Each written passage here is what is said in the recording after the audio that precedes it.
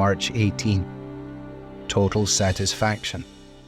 He answered them, "You give them something to eat." And they all ate and were satisfied. Mark chapter 6, verses 37 and 42. When Jesus directed the disciples to feed a crowd of 5,000 men, plus women and children, with nothing but a young boy's 5 loaves of bread and 2 fish, they faced a seemingly impossible situation. As Andrew questioned, "What are they for so many?" But the 12 did as Jesus directed them. They sat the people down, separated them into groups, and then divided the loaves and fish. And divided and divided. And before they knew it, a miracle had unfolded. The 5 loaves and 2 fish managed to feed thousands, and not just with the tiniest servings of food, but with such an abundance that they all ate and were satisfied. In fact, in a rather humorous turn of events, there were even leftovers.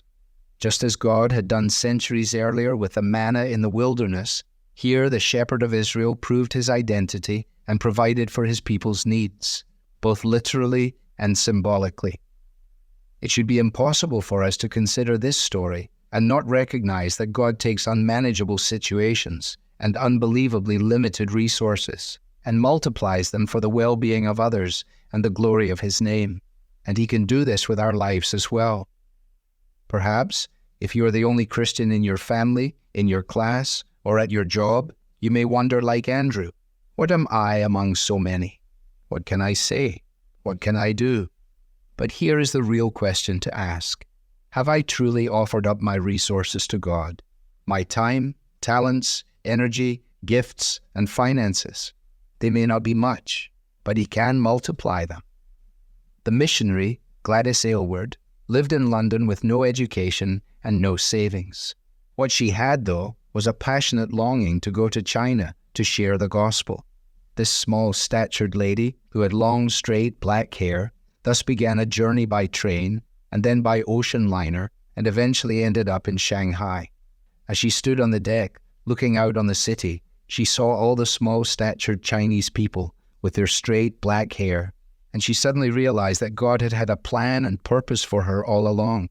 He'd even established her DNA in such a way that she would be perfectly suited to become the little woman who would reach countless tiny children with the gospel, all because she offered up her life to God and he multiplied it for his glory. As you look out on your day and your week, offer yourself to God. Your inability is his opportunity. Your weaknesses and your sense of dependence form the very basis upon which he shows himself to be strong. With nothing but mere loaves and fish, he satisfied thousands. Be in no doubt that he can use you to do great things of eternal worth, if you will only ask him. Devotional material is taken from the Truth for Life Daily Devotionals, copyright Alistair Begg, published by the Good Book Company. This reading was digitally created for Truth for Life and is used with permission. For more clear, relevant Bible teaching, visit truthforlife.org.